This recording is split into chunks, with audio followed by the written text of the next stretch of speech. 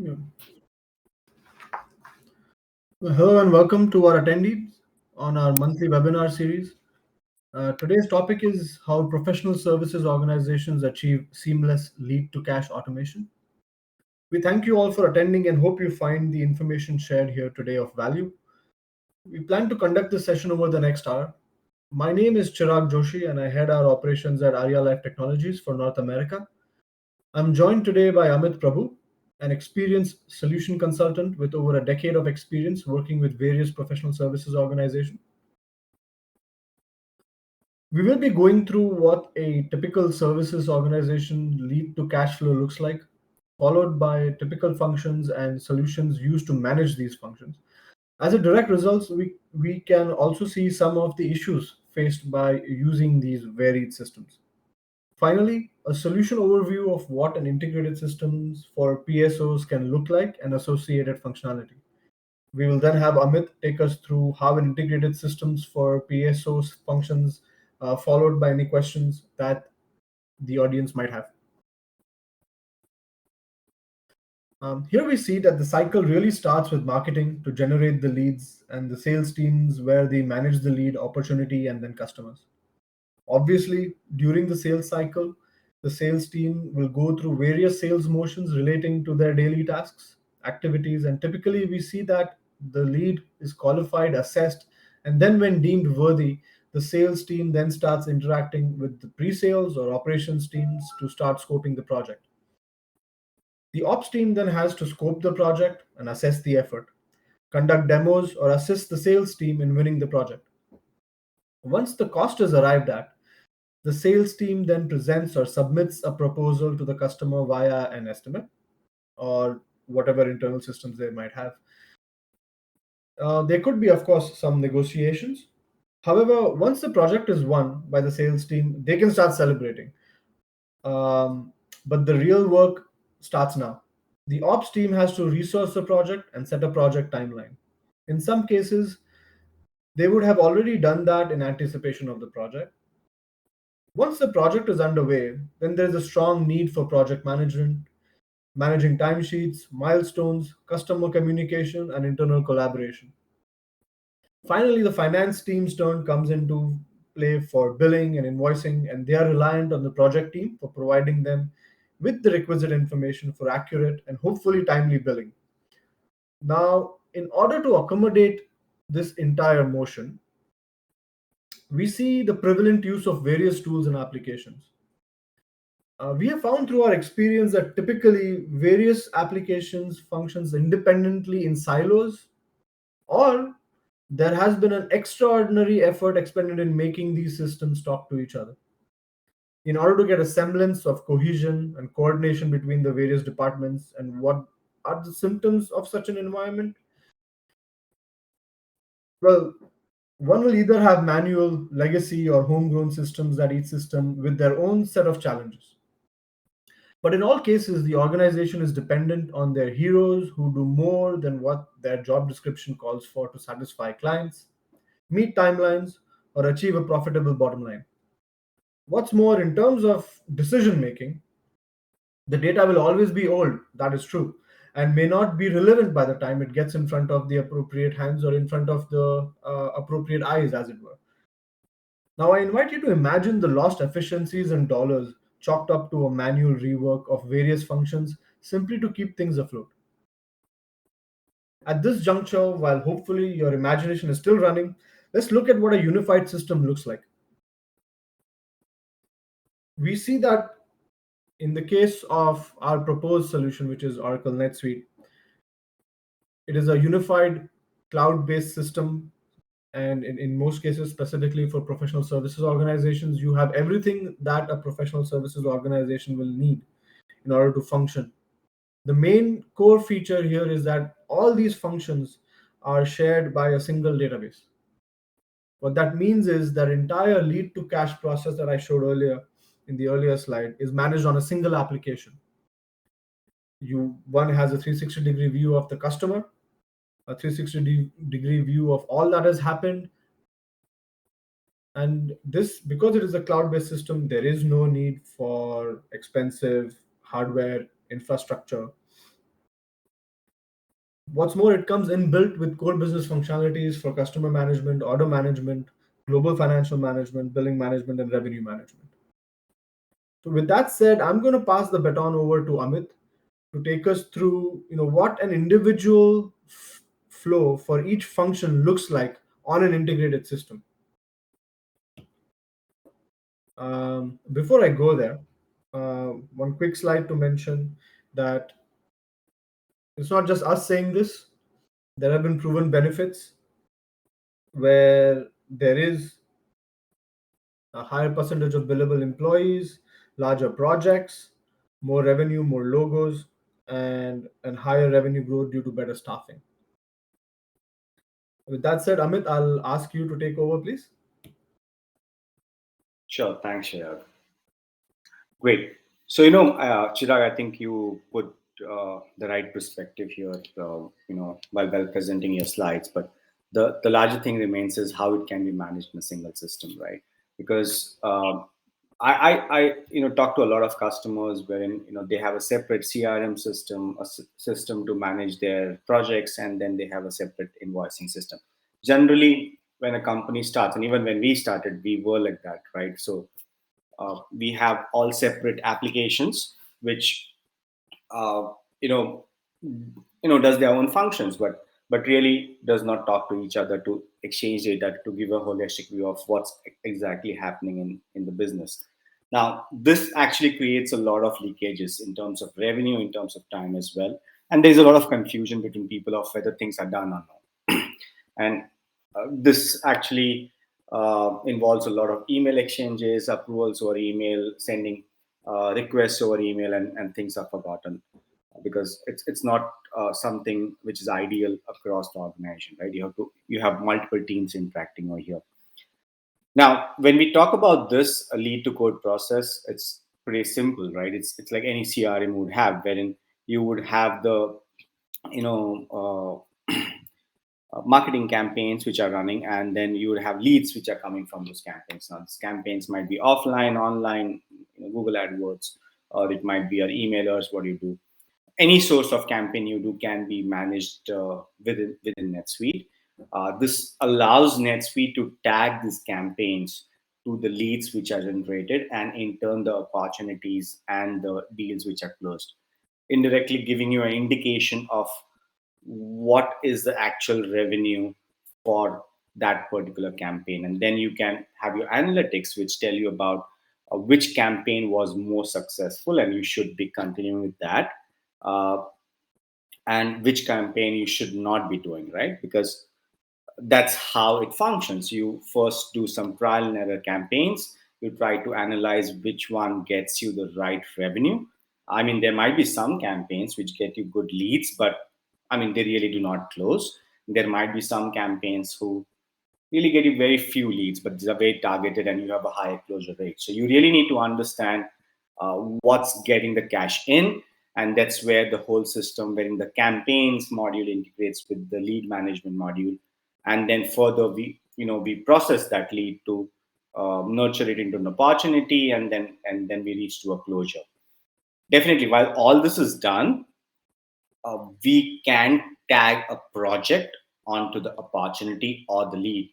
Now, this actually makes a lot of sense because when you are actually nurturing an opportunity, and it's time to give a quotation out there, you need to know what's the cost of the project for you, right? And that's something which a different team does. The sales team really does not determine how much this project would cost me. Now, this needs a handshake between the sales team as well as the professional services team.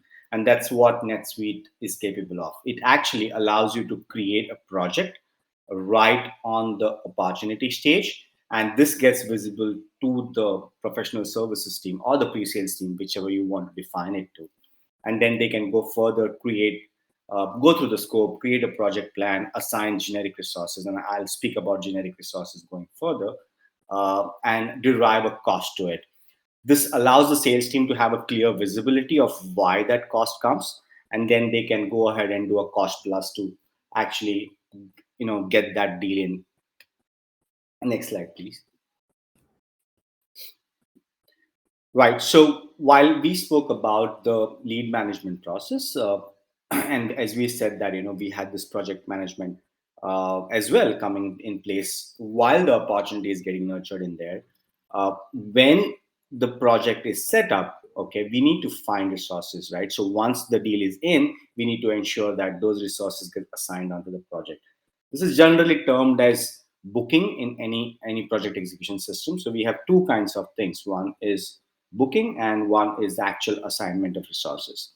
Some companies do booking right at the time of pre-sales because they know this is something which is supposed to come in. I need to book resources for future on this project, and that's what NetSuite allows you to do.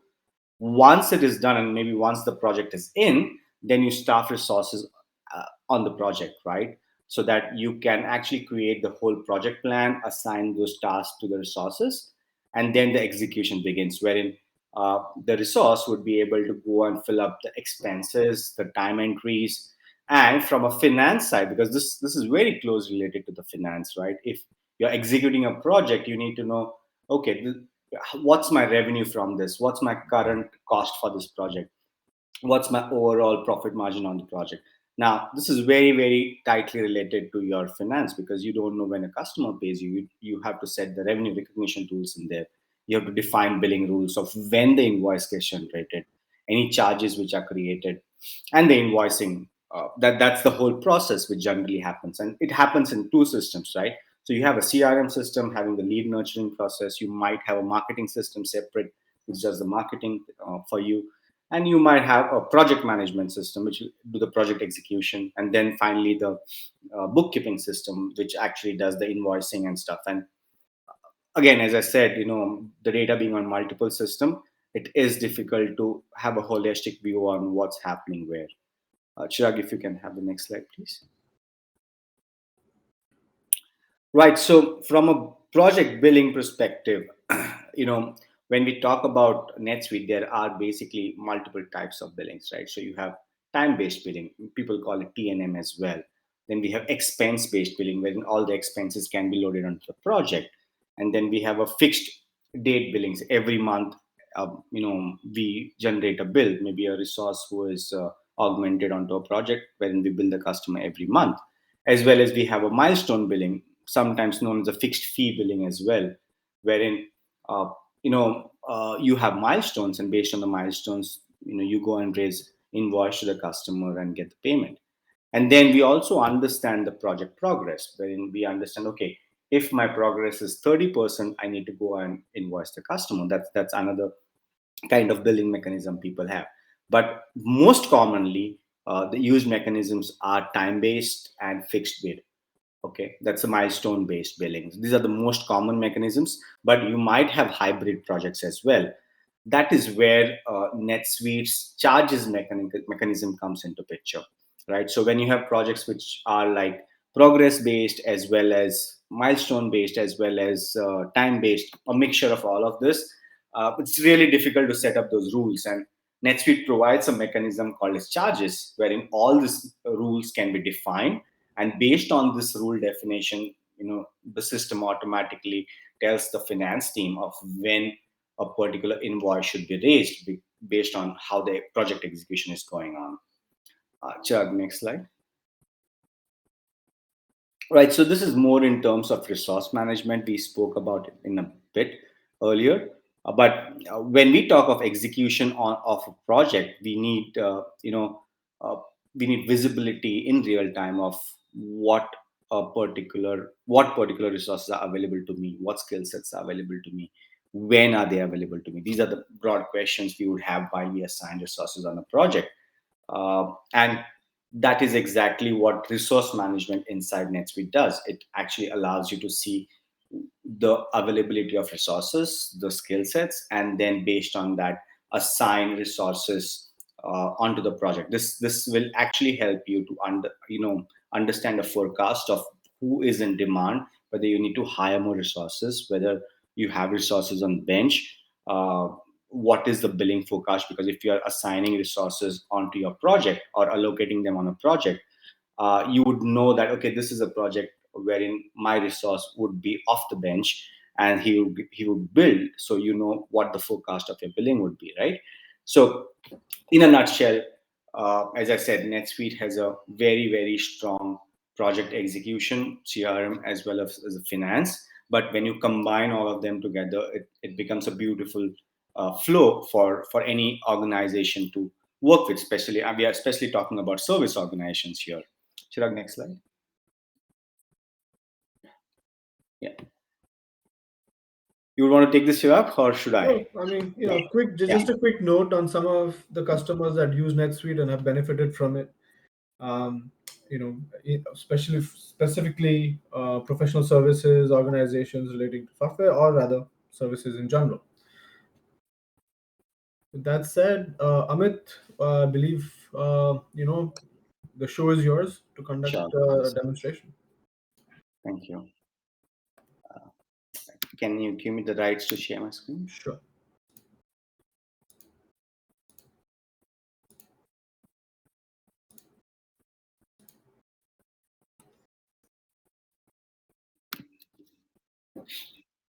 Okay. Uh, can you see my screen? Not yet.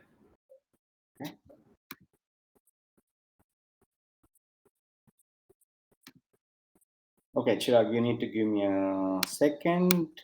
Yeah, Okay, it's now? loading, I think.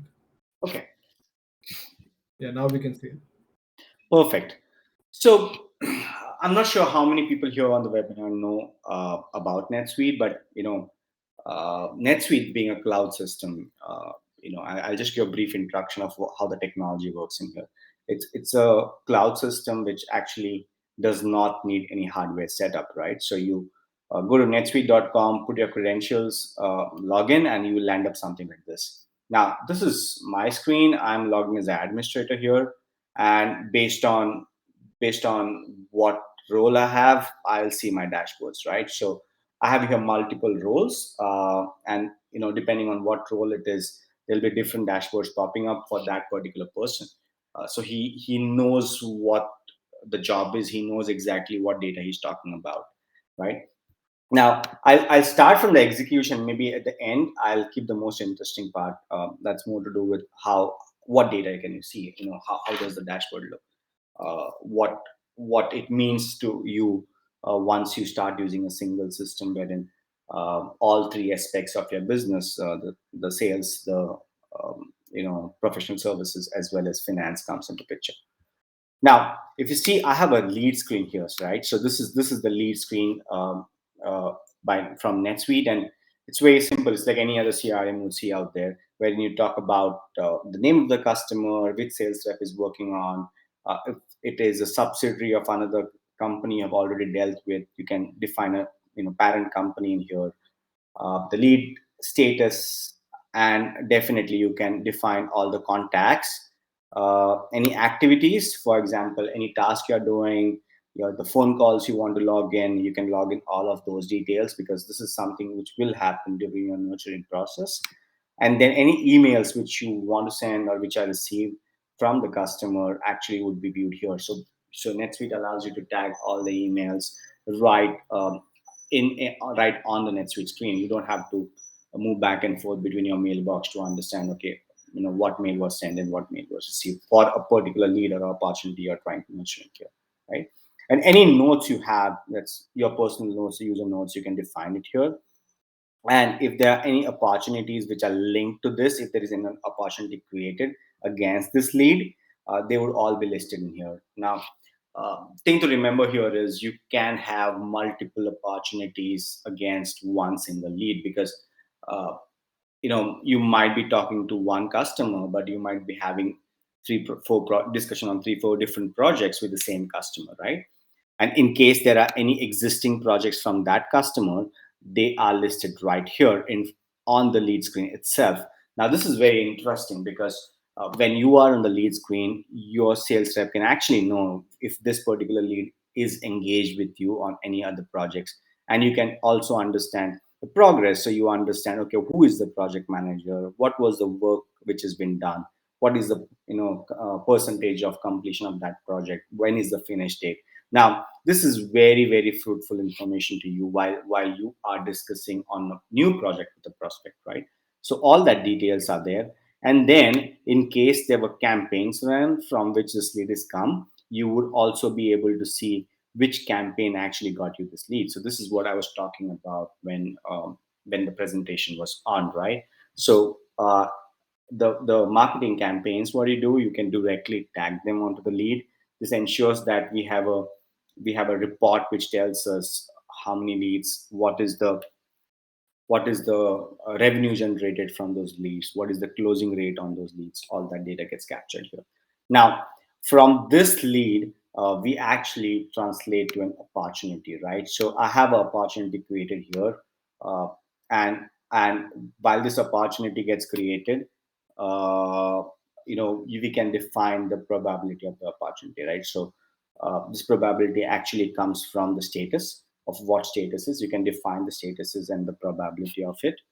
Also, while all of this is done, you have a projected total and a weighted total. This is more from your forecasting perspective, because when you are forecasting, you would define what project it is, and what type of service or what type of project you're trying to sell. And based on this and the probability of closure, we have the weighted total coming in. Now, while this is done, the system also indicates to you how many days this opportunity has been open for and the date created. So when was this created, right? Now, most importantly, it also gives you the expected closure date. That's basically the sales guy indicates to the management saying that I'm expecting this to close on so and so date.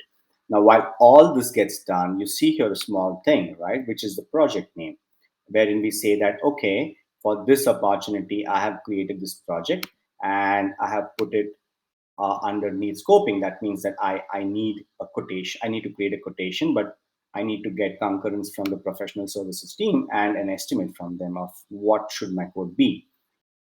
While I do this, I simply create a project name, okay, and that project actually gets created in here, right? When I create the project name, and it's assigned, okay, which customer, and it gets assigned to a project manager. Now, how does a project manager know that it gets assigned to him?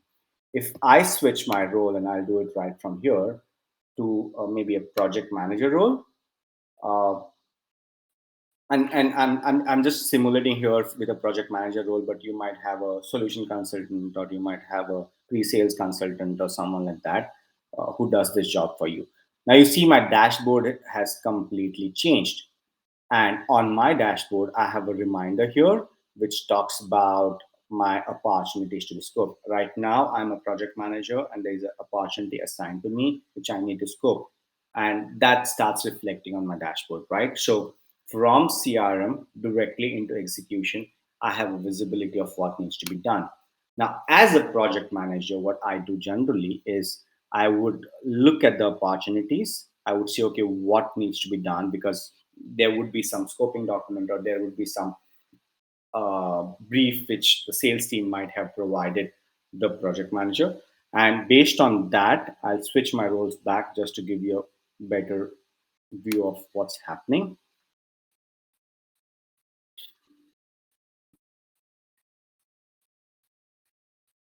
Yeah. So based on that, just give it a second.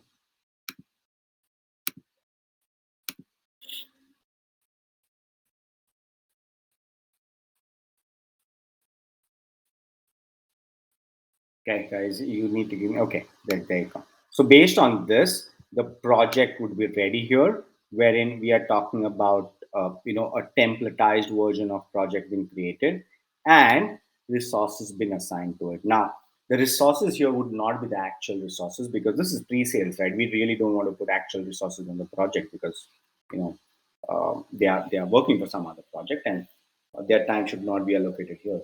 So what we do is we assign generic resources. You see, we have created generic resources here, wherein we have an underscore, and then we have put the resource name, like business analyst, because we want to determine the cost at this point in time. So we put generic resources here.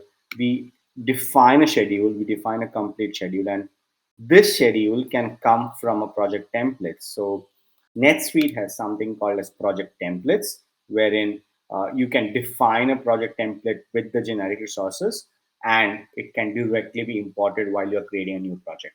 Okay, and later on you modify the template to the likes of what exactly the new project looks like. Now, while you are on the project template here, you see any task which gets assigned here. If I open that task, you will have details of how many hours would be spent on that task, which are the resources assigned on that task. You see here what is the estimated work, who are the resources assigned, when is it planned. Now this is all tentative, right, because we are right now in the pre-sale stage of it. But what happens is when we assign these resources, we also have a unit cost to it, and we understand the total cost which will be involved to execute that particular task.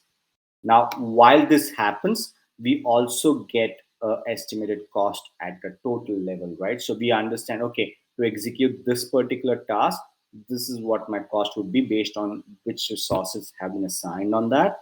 As well, uh, for a particular milestone, for example, this is a milestone, this is a milestone. So while we are on the milestone, we also understand what cost would it entitle for a particular milestone as well as a total project. So if I click here, I have a total project, and that's $19,720, which would go for this. Now, this is a variance view. NetSuite allows you to create multiple views. And if I move on to the overview, I would have a different version of this wherein I don't talk about task, but I talk about my planned work, right? So I talk about, okay, how many hours are remaining, when is the start date, end date planned for it. Now this is all planning phase.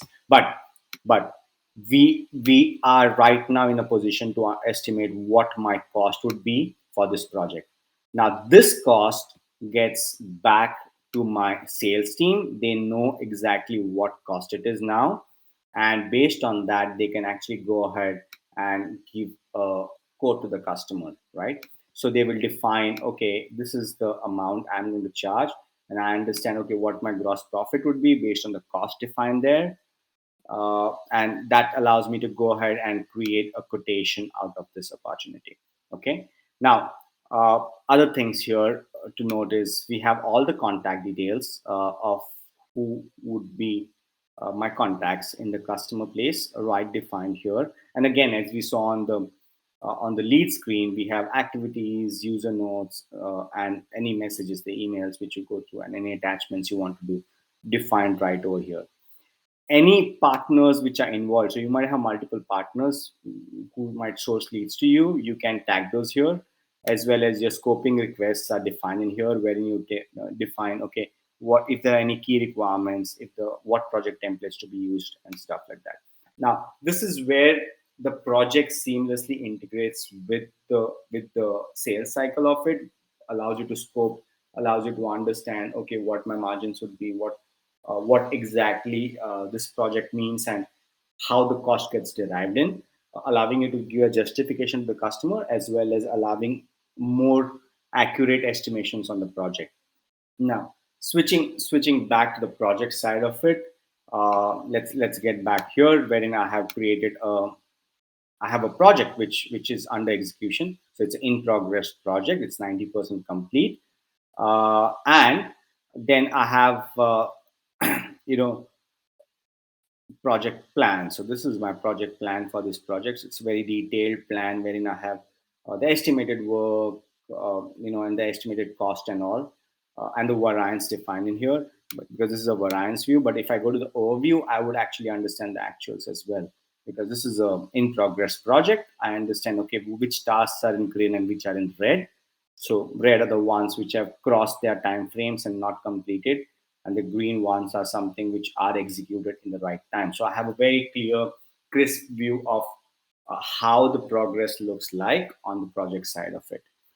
Now, from a staffing or resourcing perspective, you see here these were my generic resources, and some of the generic resources have been replaced by actual resources during the tenure of the project, right? Because that's how it works. You have cost loaded from the generic resources earlier, and then we load the actual cost on the project when we assign actual resources on the project, right?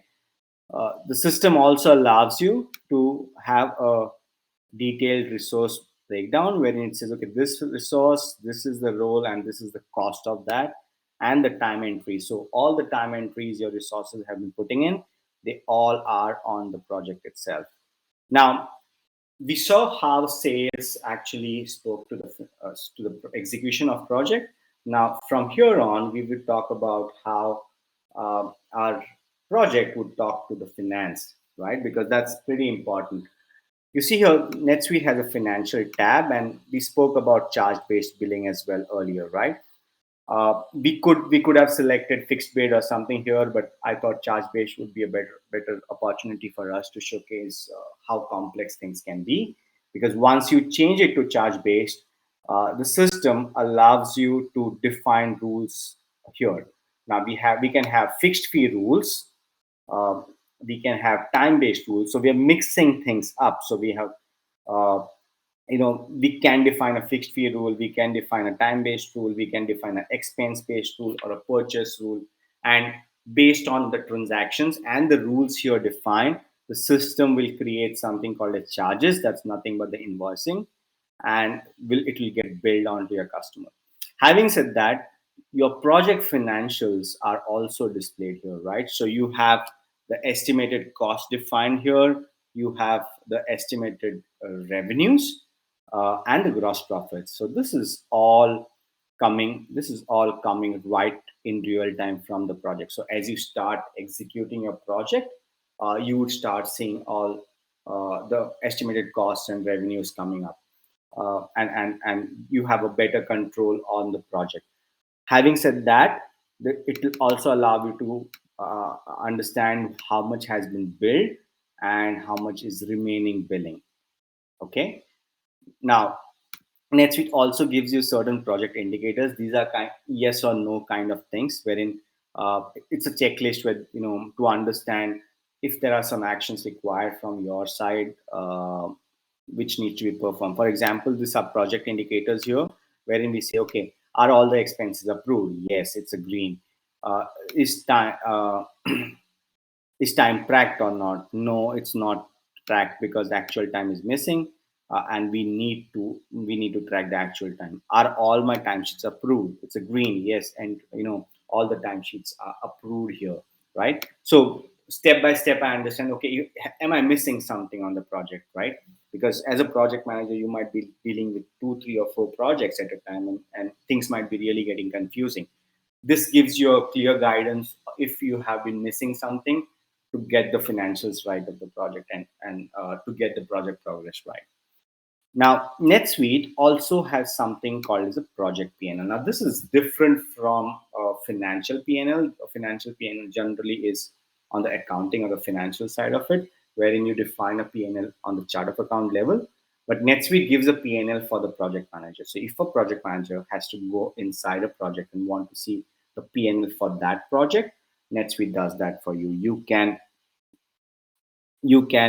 actually see the whole PNL, by cost, the actual cost, what was the revenue for that item, and what are the profits, right? So you understand the profits and the margins as well. So okay, where am I doing good, where is my expense increasing? You have visibility on that data.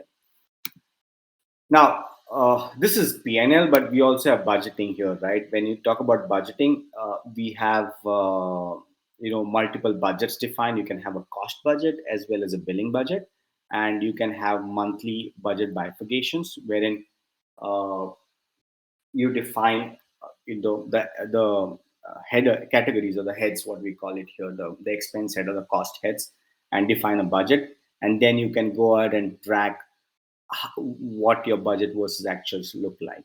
Okay, so in a nutshell, this is how NetSuite actually links back to the finance and the accounting system. And it also allows you to see something called as related records, which is nothing but anything and everything around the project. So if there are opportunities which are tagged to the projects, if there are any transactions, which might be invoices, or it might be general voucher entry, or any other kind of transaction. So the finance data reflects back here into the system. So you see here is a revenue arrangement. This is more to do with revenue recognition rule, which triggers the recognition. there was a purchase order, there was a bill which was created, there was a journal entry which happened, right? So all the data is right on the project here. And it, NetSuite also has something called as cases. It's more of a ticket management kind of thing. So in case some tickets are coming from the customers for this project, they would be reported in here. Now, we also have a tab called as expense policies. Now, this is more to do with how you can expense. For example, can I travel first class? Can I travel through a flight? Or do I have to take a train? Everything gets defined here. Okay. And based on that, expenses can be claimed. And then we have the costing side of it, which talks about any costs which are getting incurred against this project. So you see here all the expense reports for parking, car rental, business meal, or a stay. Everything is here, or any journal entries which indicate costs, they would all be shown the cost side of it. Now, that is what NetSuite allows you to do. What I will quickly do is I will shift my role to maybe a project manager role or a project head role and show you how a simple dashboard looks like. These dashboards can be made as complicated as possible, but from a sake of demonstration perspective, I thought keeping it simple made more sense, right? So I have a dashboard which is created, which is a very simplistic view for a project manager. Okay, how he looks at his projects. So you see here, uh, as a project manager, I see all my projects listed in here. I have too many projects to handle, and there is a person complete work put here, right? So on my dashboard itself, I'm looking here at, maybe I'll just yeah, make it big. So on the dashboard itself, I'm looking here at all my projects, what was my estimated work, how much actual work was spent, what was the person complete, when was it supposed to finish, has it finished, what is the progress of the project, all of that data right on my dashboard here. All my reminders are set here. If there are some internal projects which I'm running through, those are defined here. Resource allocation, my whole resource allocation, details are available. And the most important thing, which are the milestones due this month, right? Because I need to be on top of them. So, okay, my milestones are they're overdue by a lot, but generally here you would see all the milestones which are due this month. So here it was this year, so I would say this month, yeah, month, this month. So I might not have any milestones because I don't have. Okay, there are. Okay, it's due by 13 days and this is due by 8 days. So I need to focus on these projects to complete those because these are all already overdue this month itself, and I need to get on top of these projects, right? So this is very simplistic dashboards. These dashboards can be made as complex as possible. Uh, Having a lot of data sometimes does not make sense to me. I'm not sure. Different people have different opinions of that, but I like to keep things very simple and clean. Less data, better to understand and digest, right? But having said that, if there is someone who likes a lot of data, a lot of graphs or trends, likes to monitor things really really deep, we can create those dashboards. NetSuite gives you that ability to build all of that in one single screen for you, right? Having said that, I think I would open the session for any questions you might have. And Chirag, please take the lead. Sure. Thank you. So, request to all the attendees, if you have any questions, you can post them in the questions section found on the left hand side of your screens.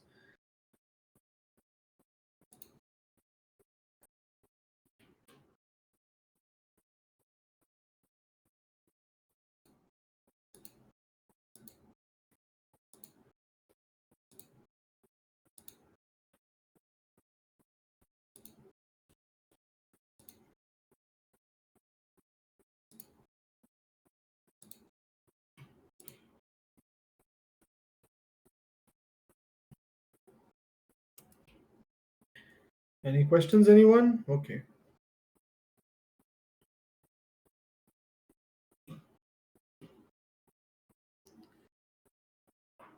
Right then. So, in that case, we shall proceed with simply letting you know that the session is conducted by Arya Life Technologies. We are a NetSuite solution provider as well as an alliance partner, along with being um, SDN partner as well.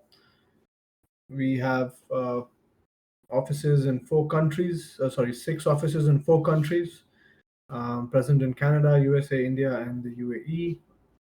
We focus primarily on NetSuite as well as Zoho. And if you have found today's session of value, we encourage you to get in touch with us. If you have any questions or if you'd like to explore the solution, do get in touch with us and we're happy to engage. Thank you and have a great day, everyone. Thank you for your attendance. Regards to everyone.